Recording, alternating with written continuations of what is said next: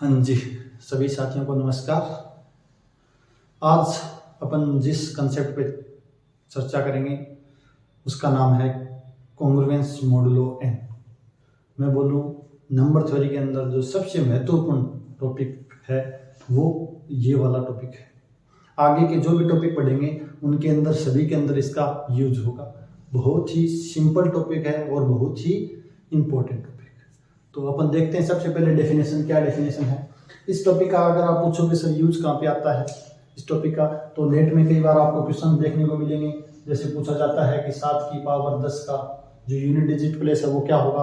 आपसे पूछा जाता है 25 की पावर 2025 या पूछा 23 की पावर 2023 में जो यूनिट डिजिट है या लास्ट 2 डिजिट है वो कितने होंगे। इस प्रकार की प्रॉब्लम सॉल्व करने में ये वाला कंसेप्ट है वो काम आएगा।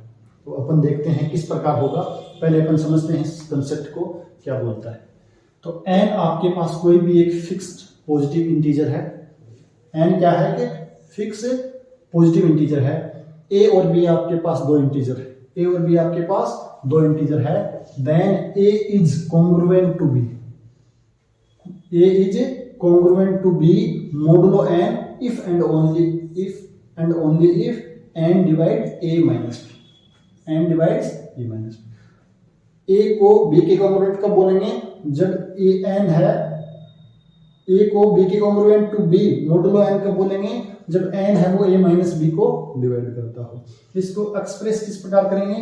एक्सप्रेस करेंगे a congruent to b modulo. ये जो साइन है ये लगभग इक्वल के जैसा साइन है। ये साइन है वो इक्वल के जैसे साइन को ध्यान में रख के लिया गया है। इसकी अदर डेफिनेशन इस फॉर्म में भी दी जाती है। a congruent to b modulo n if and only if a and b have same remainder when divided by n। जब a और b को n से डिवाइड करते हैं तो उनका रिमाइंडर है वो क्या आता है? इक्वल आता है, सेम आता है। तो इसी को ध्यान में रखते हुए ये साइन है वो इक्वल के साइन जैसा लिया गया है। और किस प्रकार अपन पढ़ेंगे, रीड किस प्रकार करेंगे? इसको रीड करेंगे a कॉन्ग्रुएंट या a is congruent to b modulo a is congruent to b modulo n। That is अगर आपके पास ये वाला साइन लिखा हुआ है a is congruent to b modulo n, तो आप क्या समझोगे? आप ये समझोगे कि n है वो a माइनस b को डिवाइड करता है। n किसको डिवाइड करता है? a माइनस b को।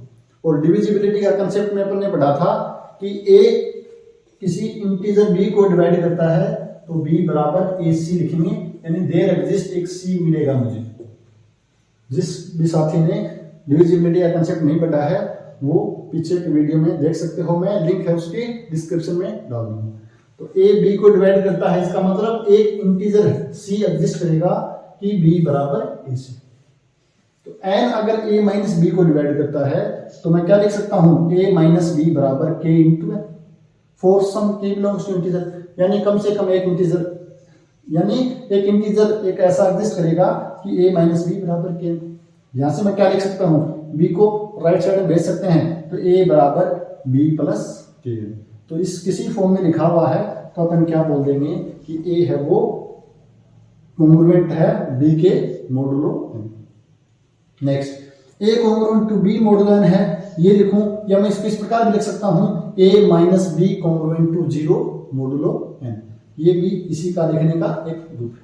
इस डेफिनेशन की बात अपन ने कर ली कि a is congruent to b modulo n है यदि और केवल यदि a और b को अलग अलग जब n से डिवाइड करते हैं तो उनका रिमाइंडर क्या आएगा? सेम आएगा। क्या आएगा? सेम आएगा। एग्जाम्पल के लिए 5 इज कॉन्ग्रुएंट टू 2 मोडुलो 3, या मैं बोलूं कि 3 है, 3 को 5 माइनस 3, 5 इज कॉन्ग्रुएंट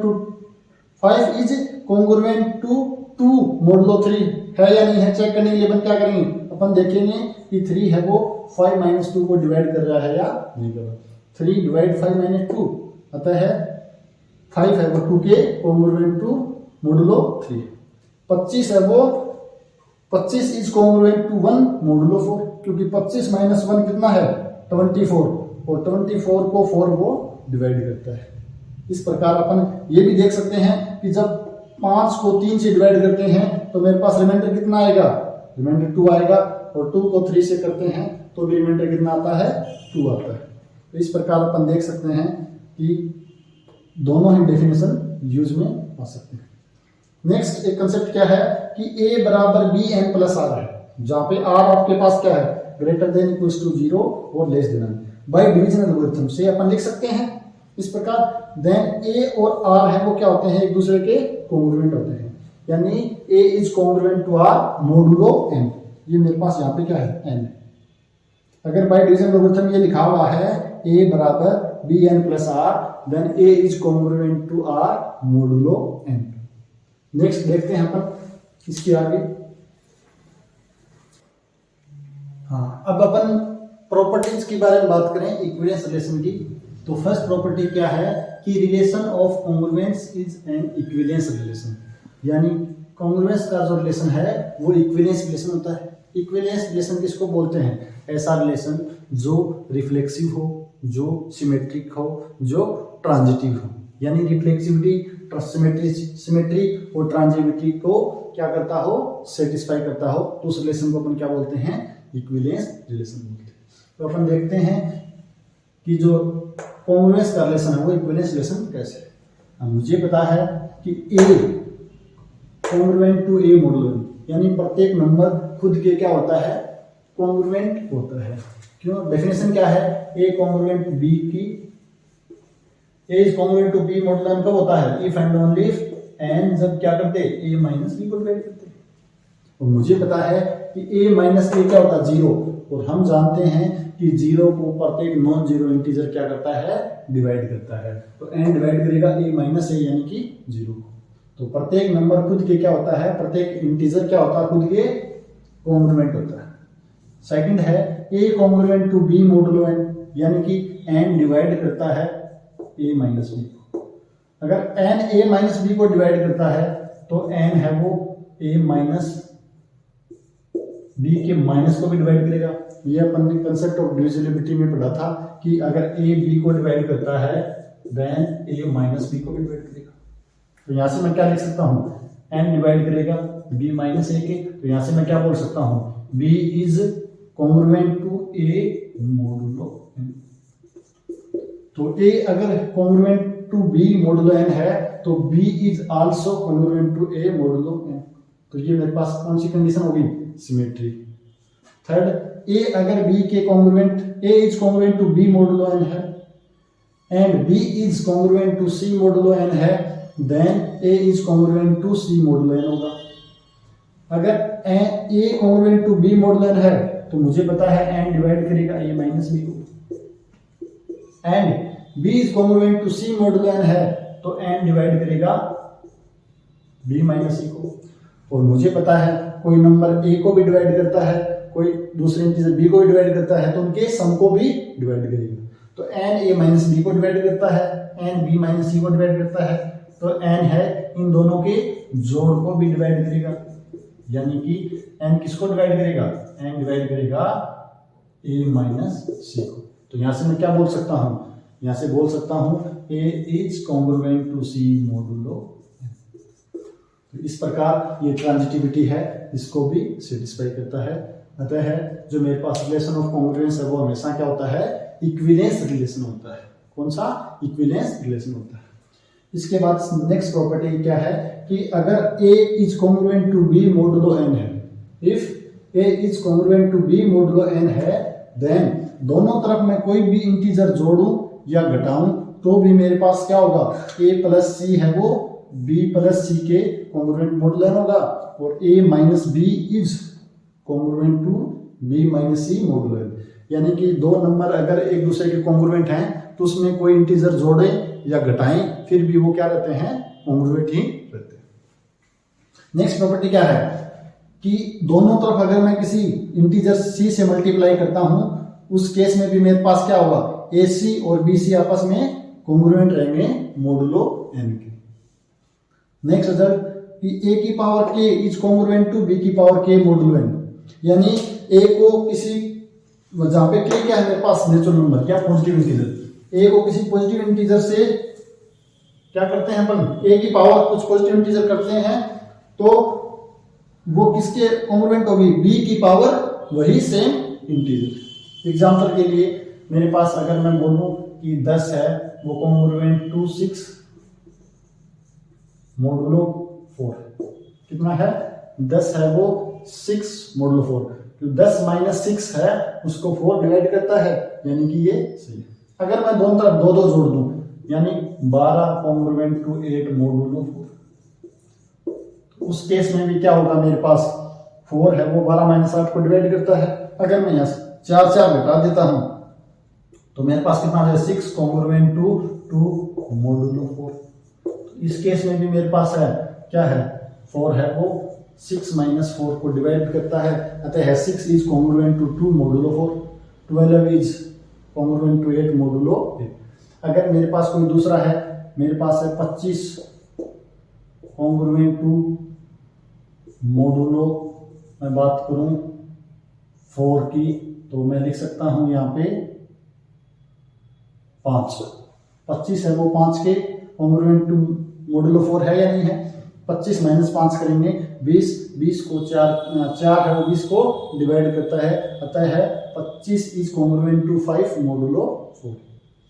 अगर मैं दोनों तरफ क्या कर दूं 2 से मल्टीप्लाई कर देता हूं तो यहाँ पे मेरे पास आ जाएगा 50, इस साइड आ जाएगा 10 कॉन्ग्रुएंट मोडुलो 50 माइनस 10 40, 40 को डिवाइड करता है, अतः है 50 है वो 10 के क्या होता है 10 के क्या होगा कॉन्ग्रुएंट होगा मोडुलो 4। तो इस प्रकार अपन ने क्या देखा, ये प्रॉपर्टी क्या बोलती है कि दो नंबर ए और बी आपस में एक दूसरे के कॉन्ग्रुएंट है मोडुलो एन के, तो उन दोनों संख्याओं में अगर कोई इंटीजर जोड़े या कोई इंटीजर घटाएं या इंटीजर से मल्टीप्लाई करें तो उस केस में भी मेरे पास वो नंबर क्या रहेंगे एक दूसरे के कॉन्ग्रुएंट रहेंगे। और दोनों इंटीजर की पावर कुछ पॉजिटिव इंटीजर करें तो उस केस में भी वो क्या रहते हैं कॉन्ग्रुएंट रहते हैं। सॉरी, नेक्स्ट प्रॉपर्टी क्या बोलती है कि A is congruent to B modulo n है, C is congruent to D modulo n है, तो A प्लस C या B प्लस D करूं वो भी आपस में कॉन्ग्रुएंट टू मोडुलो n रहेंगी, या A minus C is congruent to B minus D modulo n रहेंगी। एग्जाम्पल के लिए मेरे पास मैं यही ले लेता हूं कि मेरे पास 10 कॉन्ग्रुएंट टू 6 मोडुलो 4 है, और दूसरा मेरे पास क्या है 25 कॉन्ग्रुएंट टू 5 मोडुलो 4। तो मुझे क्या करना है इन दोनों को जोड़ते हैं तो मेरे पास आ जाएगा 35 इज कॉन्ग्रुएंट टू, इन दोनों को जोड़ना है 11 मोडुलो 4। ये n का मान है, ये सेम रहना चाहिए दोनों में, यहाँ पे मोडुलो n है वो दोनों में सेम है, तो यहाँ पे मोडुलो 4 35 माइनस 11 कितना हो जाएगा 35 माइनस 11 24, 24 को 4 डिवाइड करता है, अतः है 35 is congruent to 11 modulo 4, 35 is congruent to 11 modulo 4। इसी प्रकार अपन देख सकते हैं कि इन दोनों का डिफरेंस 25 माइनस 10 कितना हो जाएगा 15 कॉन्ग्रुएंट टू -1 मोडुलो 4। हम देख सकते हैं कि 15 माइनस -1 कितना हो जाएगा 16, और 16 को 4 डिवाइड करता है, अतः है 15 is congruent to -1 modulo 4, 15 is congruent to -1 modulo 4। तो इस प्रकार ये कुछ इंपॉर्टेंट प्रॉपर्टी हैं, एक या दो प्रॉपर्टी और है वो आपको मैं कर देता हूं डिस्कस, उसके बाद नेक्स्ट प्रॉपर्टी है वो क्या बोलती है, नेक्स्ट प्रॉपर्टी बोलती है कि A into C is congruent to B into C modulo n है। A into C congruent to B into C modulo n है, then A is congruent to B modulo n by D, n by D, where D क्या है, D है GCD of n comma C। where D क्या है GCD of n comma C। क्या बोल रहा है ये वैसे कैंसलेशन लो है, कैंसलेशन लो कि AC बराबर BC है, तो अब ये नहीं डायरेक्ट C से C कैंसिल आउट कर दो। C से C कैंसिल आउट कब होगा, जब C और N की GCD मेरे पास क्या हो D है, तो यहाँ पे मुझे क्या चेंज करना पड़ेगा, N को रिप्लेस करना पड़ेगा N by D। एग्जाम्पल के लिए 15 इज कॉन्ग्रुएंट टू 10 मोडुलो 5। 15 है वो कॉन्ग्रुएंट है 10 के मोडुलो 5 में। इसको मैं लिख सकता हूँ 3 into 5 congruent to 2 into 5 congruent to modulo. अगर आप डायरेक्ट इस प्रकार कैंसिल आउट कर देते हो, 5 को 5 आप कैंसिल आउट कर दिया और आप चाहो कि 3 कॉन्ग्रुएंट टू 2 मोडुलो 5 हो जाए, 3 इज कॉन्ग्रुएंट टू 2 मोडुलो 5 हो जाए, तो देखो ये सही है गलत है। 3 माइनस 2 1, 5 1 को डिवाइड करता है क्या? 5 नॉट डिवाइडेबल, 5 1 को डिवाइड नहीं करता, तो मतलब ये चीज है वो गलत है। ये चीज सही कब होगी? जब मेरे पास क्या करना, मुझे जिससे कैंसिल आउट कर रहे हैं और जो n है, जीसीडी कितना है? जीसीडी ऑफ c का मान है 5 और ये भी 5 यानी कि 1, तो ये मेरे पास लिखा जाएगा 3 कॉन्ग्रुएंट टू 2 मोडुलो 1। अब मेरे पास सही है कि 3 माइनस 1 डिवाइड करेगा 3 माइनस 2 यानी कि 1 डिवाइड्स। तो कैंसिल कभी भी डायरेक्ट कैंसिल नहीं करना है, कैंसिल करते समय ध्यान रखना यहाँ पे जो n में चेंज होगा वो क्या चेंज होगा? n अपॉन d आएगा, जहाँ पे d क्या है मेरे पास? जो नंबर अपन कैंसिल कर रहे हैं उसका और n का जीसीडी। ये इंपॉर्टेंट रिजल्ट है, आगे भी यूज आएगा। ये वाला इंपॉर्टेंट रिजल्ट है वो काफी इंपॉर्टेंट है, आगे भी अपन इसका यूज करेंगे। नेक्स्ट रिजल्ट है इफ P आपके पास एक प्राइम है, P is prime, P prime है सच दैट P है वो C को डिवाइड नहीं करता, P है वो C को डिवाइड नहीं करता है, then A into C congruent to B into C modulo P है, देन आप डायरेक्ट क्या कर सकते हो, इसको लिख सकते हो A congruent to B modulo P। इस केस में मेरे पास क्या जाएगी? ऊपर वाले का स्पेशल केस है कि P प्राइम है और P C को डिवाइड नहीं करता है, तो इस केस में मेरे पास क्या जाएगा? जीसीडी ऑफ P C है वो मेरे पास 1 आ जाएगा, तो यहाँ पे P अपॉन 1 लिखो तो कोई फर्क नहीं पड़ने वाला है। तो इस केस में ये स्पेशल केस है। एग्जांपल के लिए 20 कॉन्ग्रुएंट टू मोडुलो 3, यहां मैं लिखूं 3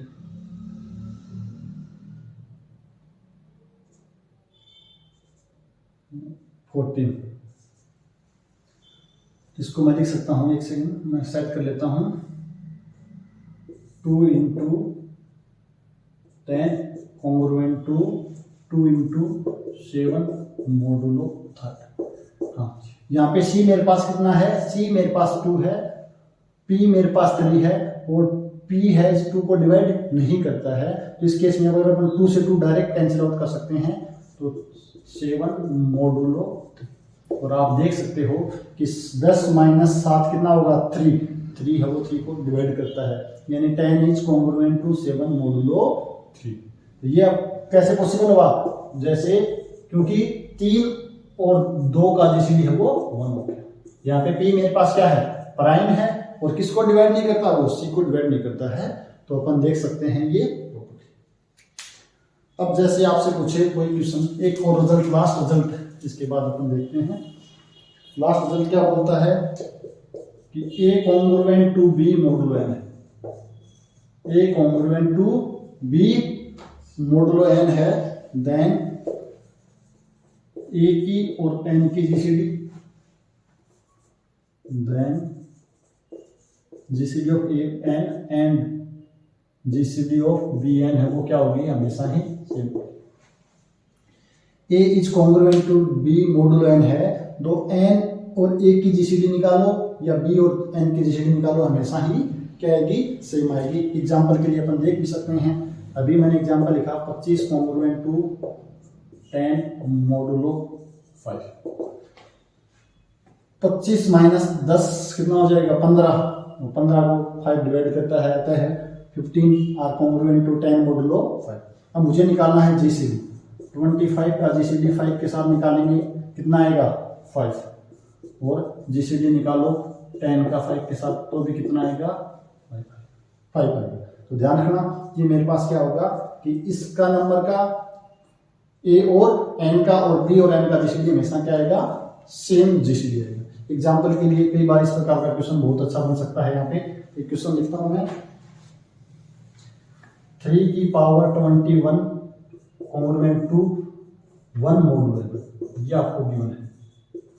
क्या गिवन है, 3 की power 21 is congruent to 1 modulo n. देन आपसे पूछ सकता है फाइंड जीसीडी ऑफ 3 की पावर 21 कॉन्ग्रुएंट। क्या है कि 3 की power 21 is congruent to 1 modulo n है, तो आपसे पूछ सकता है कि 3 की पावर 21 और एन का जीसीडी है वो क्या है। ये काफी बड़ा नंबर है, एन भी हो सकता है काफी बड़ा नंबर हो, तो इन दोनों का जीसीडी निकालना है वो इतना आसान काम नहीं है, कम से कम 2-3 मिनट आराम से ले लेगा। अगर आपने वो ये रिजल्ट पता है कि इसका जीसीडी और एन का जीसीडी वही होगा जो 1 का और एन का जीसीडी होगा, और मुझे पता है 1 के साथ कोई भी इंटीजर हो उसका जीसीडी हमेशा कितना आएगा, 1 आता है, अतः इसका जीसीडी है वो 1। अगर ये रिजल्ट आपके ध्यान में है, बहुत छोटा सा रिजल्ट है लेकिन काफी इंपॉर्टेंट है, तो आप कुछ ही सेकंडों में इसका जीसीडी बता सकते हो कितना आएगा, 1 आएगा। तो ये टॉपिक है कॉन्ग्रुएंट मॉडुलो एन या कॉन्ग्रुएंस मॉडुलो एन का। मैं बोलूं सबसे महत्वपूर्ण नंबर थ्योरी के अंदर अभी तक अपन ने जो टॉपिक पढ़े हैं उनके अंदर सबसे इंपॉर्टेंट टॉपिक है वो यही है। और आगे इसी का यूज करके अपन पढ़ेंगे आइलर थ्योरम के बारे में, विल्सन थ्योरम के बारे में, उसके बाद अपन पढ़ेंगे लिटिल फर्मेट थ्योरम के बारे में, और भी अपन कुछ कंसेप्ट की चर्चा करेंगे। आप सभी का बहुत बहुत धन्यवाद, आपने धैर्यपूर्वक सुना।